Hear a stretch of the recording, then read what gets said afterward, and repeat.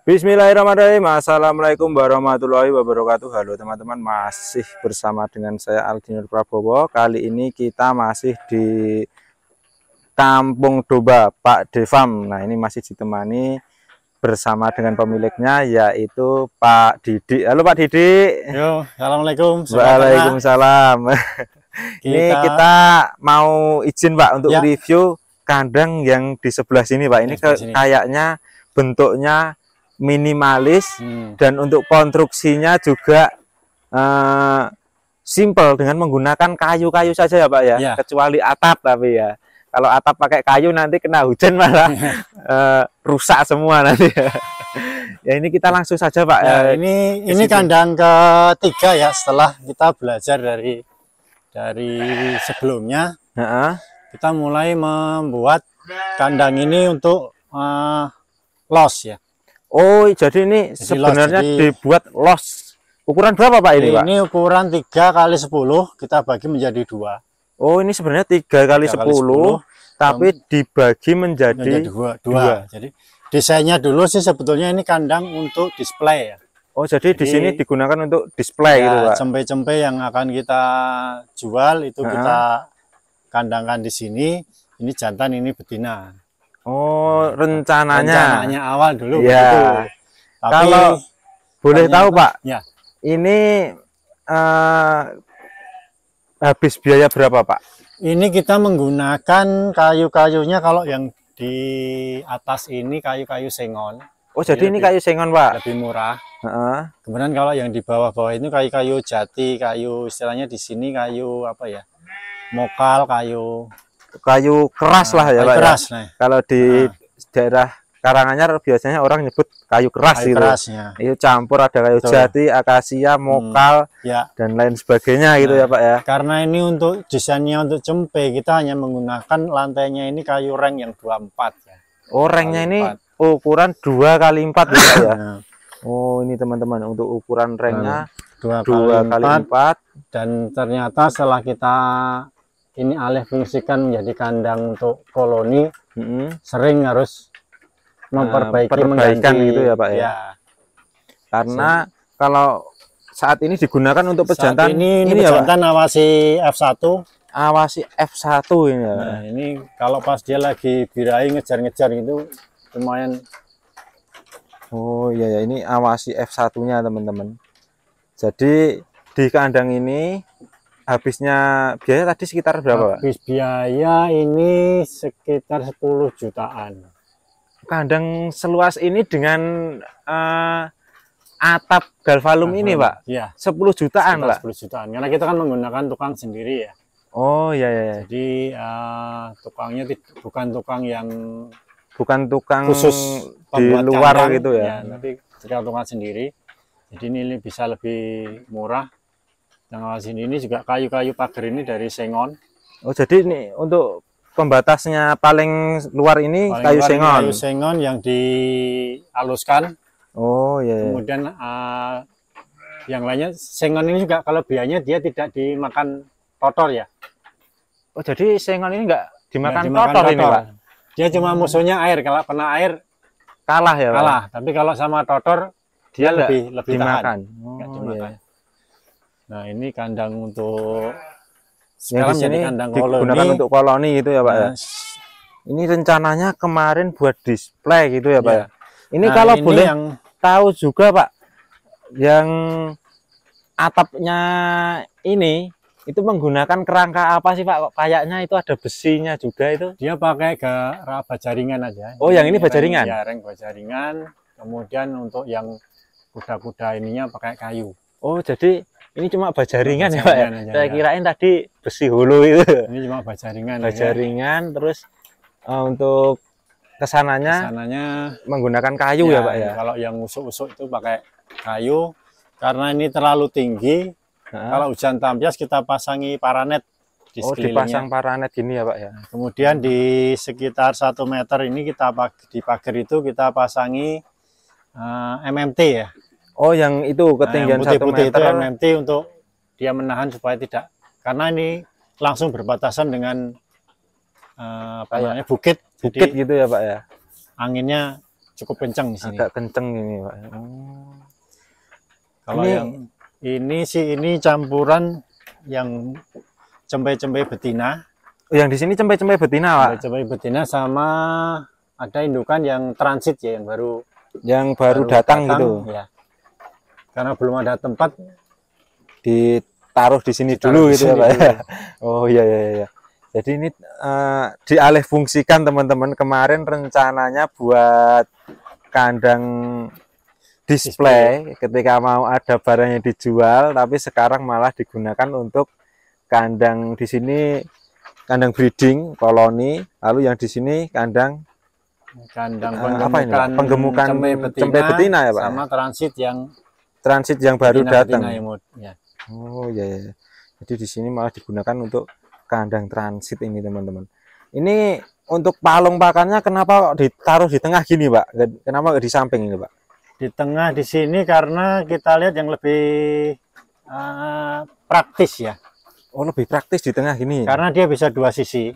Bisa. Oh iya, nah, bisa dua sisi. Kemudian juga apa namanya? Nggak terlalu nggak kena hujan. Kalau biasanya kan di luar. Di luar itu kena hujan. Kena hujan. Terus ini disengaja taruh di tengah ini supaya nggak terkena air hujan, sama bisa dua sisi bisa makan bareng. Kita pasangi palangan-palangan ini supaya apa namanya, nggak masuk ini, domba-domba ini nggak masuk ke dalam pakan. Nah, ini juga memanfaatkan kearifan lokal. Kita mungkin kalau dilihat palangan-palangan ini kita banyak menggunakan bambu. Iya, Pak. Yang di video sebelumnya kan tadi kita juga sudah mereview itu banyak juga bambu-bambunya itu. Kenapa, Pak, kok jadi pilih menggunakan pertama bambu? Karena alasan ekonomis. Di sini banyak sekali bambu-bambu. Jadi murah.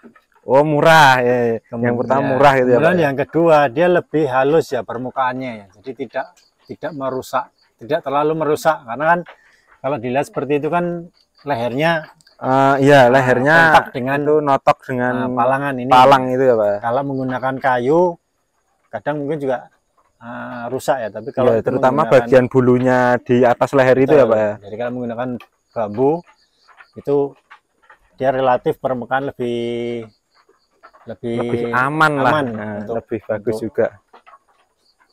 Domba. Ini cuma domba saja, Pak ya. Ini sampai kandangnya sebelah sana tadi. Jadi kita hanya spesialis di domba.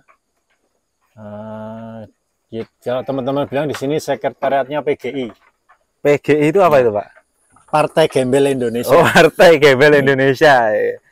Oh, ini kalau boleh tahu, Pak, itu Partai Gembel Indonesia itu berdiri di mana itu, Pak? Itu berdirinya di seluruh Indonesia, namanya juga Indonesia. Jadi kita mendeklarasikan sendiri Partai Gembel Indonesia ini. Jadi khusus perkumpulan peternak-peternak domba gembel gitu ya, Pak ya. Supaya tidak minder lah.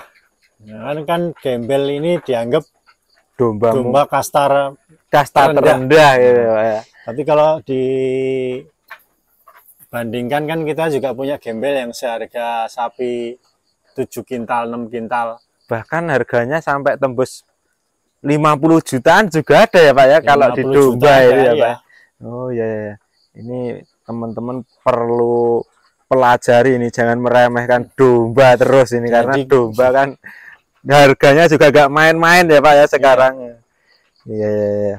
Jadi seperti ini kandangnya. Terus di sini, Pak, ini dijual atau di sini sementara digunakan? Belum ya, karena ini masih cempe, belum cukup umur dan cukup bobot. Jadi mungkin kita masih gemukkan dulu sampai tadi bobot-bobot sekitar minimal 25 itu baru kita kolonikan. Oh, jadi nanti ini bobot 25 ya, dikoloni dengan pejantan. Dengan pejantan. Setelah dikolonikan, kalau ada yang minat buntingan bisa ambil buntingannya itu tadi ya, Pak ya. Iya. Oh, dengan harga mungkin kisaran 2 juta ke atas lah ya. Ke atas, ya. Ya. Jadi seperti itu teman-teman untuk sistem kandangnya. Terus untuk kandang di sini tadi harganya cuma 10 juta ya, Pak, di sini untuk kandang ini. dengan ukuran tadi 10 kali 3 ya Pak ini. Dan di sini itu sebenarnya dulu kebun durian teman-teman. Nah ini ada pohon-pohon durian. Ini kemarin full Pak pohon durian gini Pak. Ini kita menggunakan space ini yang tidak ada, kita hanya waktu itu mindah 2 pohon saja. Oh jadi di sini juga ada pohonnya durian sebenarnya. Ada 2 pohon, 1, kemudian di sini 1. Jadi jarak pohon ke pohon ini kan sekitar 6 sampai 8 meter. Ya. Jadi setiap 6-8 meter ada. Jadi 1,8 hektar ini cukup padat sih, ada sekitar 500 pohon durian. Jadi di sini ada 500 pohon durian itu, Pak. Durian jenisnya ada bawor, musangking, duri hitam, kemudian durian merah, durian pelangi.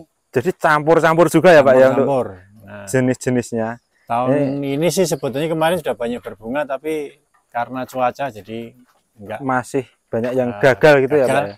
Insya Allah tahun depan sudah ada lah mestinya yang bisa dipanen di sini. Ini untuk bibit-bibit kayak gini kemarin dapatnya dari mana ini Pak? Bibit ini kita langsung mendatangkan dari Banyumas, dari Kemeranjen. Oh jadi untuk durian kemarin itu dapatnya dari Banyumas ya? Banyumas, jadi yang terkenal kalau daerah Jawa Tengah itu Kemeranjen atau daerah Magelang. Oh, jadi malah daerah Magelang ya Pak. Ini ditanamnya malah di Karanganyar, di Jatioso teman-teman. Ini kita lirik dulu Pak. Di sebelah sana itu ada bang pakan yang sangat luas sekali ya Pak itu. Nah, ini kita lihat dari sini teman-teman karena posisinya perbukitan. Oh, dari sana bisa Pak? Nah, dari sini bisa. Dari sini bisa teman-teman. Kita lihat dulu. Ini untuk kandangnya ini unik sekali dan dulunya nggak niat ya Pak, ini sebenarnya nggak ada niatan. Niat betul. Nggak ada niatan buat kandang. Nah ini sebenarnya itu kebun durian kayak gini teman-teman ini. Ini seling-selingan kebun alpukat. Wah ada alpukatnya juga ya Pak ya. Nah ini kita lirik dulu ini kebun durian milik Pak Didik ini teman-teman. Nah awal mula itu pengennya kebun durian kayak gini. Nah tapi sekarang ditambah dengan kandang kambing, kandang domba ya Pak ya. Nah ini kebun durian, terus hijauannya ditanam di sela-selanya ini ya Pak ya. Secara keseluruhan ini Pak. Ada rumput liar, rumput odot yang kita tanam odot, pakcong sama indigo vera. Ya. Terus ini Pak, kalau sampean kan pertama niatnya durian ini Pak. Ya. Sampean tanami rumput-rumputan gini ganggu enggak sih Pak? Dia jaraknya sekitar 1,5 meter dari durian ini sih. Jadi yang kadang-kadang rumput-rumput liar yang masuk ke daerah ini. Tapi kalau yang kita tanam jaraknya itu sekitar 1,5 meter dari pohon. Dari pohon. Duriannya. Jadi insya Allah nggak ganggu gitu ya Pak. Kalau untuk tanaman rumputnya. Nah seperti ini teman-teman. Ini ada jaraknya. Jadi tidak langsung menggerombol di tengah-tengah pohon durian, tapi dikasih jarak gini. Terus di sana juga ada indigo vera juga ya Pak itu? Indigo vera. Kemudian ini banyak banget ini. Terus ini ada yang unik teman-teman, di sini juga ada. Ini ruangan apa ini Pak? Ya, ini villa. Oh ini rencananya dibuat villa juga ya Pak ya? Villa tempat saya tinggal di sini, kemudian di situ ada musola. Oh ini rencananya musola ini Pak? Musola, yang putih jadi, ini. Untuk menyediakan tetangga-tetangga yang berkebun di sini, kalau pas zuhur dia daripada pulang bisa sholat di sini, bisa sholat di sini. Oh iya. Dan ini kalau pas hujan ini juga bisa untuk berteduh. Bisa berteduh di sini juga gitu ya Pak ya. Nah ini Pak Didi kalau boleh tahu tinggal di sini juga Pak, pulang ke Solo ini Pak? Saya tinggal di sini mungkin 90% waktunya di sini. Oh 90% waktu jadi, sekarang di sini itu ya Pak? Seminggu ini 6 hari, ya rata-rata 6 hari di sini, sehari atau 2 hari baru pulang ke Solo. Baru pulang ke Solo, jadi sekarang menikmati kehidupan di pedesaan ini. Jadi, karena lebih fresh, lebih ayam. Lebih fresh, lebih ayam gitu ya Pak ya? Ya mungkin gitu dulu Pak untuk reviewnya kandang dan mungkin perkebunan durian yang sangat luas ini Pak. Terima kasih sudah boleh keliling dan kita juga boleh mereview kebun duriannya juga. Dan saya ucapkan terima kasih kepada teman-teman yang sudah menonton video ini. Saya akhiri video kali ini. Wassalamualaikum warahmatullahi wabarakatuh. Waalaikumsalam warahmatullahi wabarakatuh.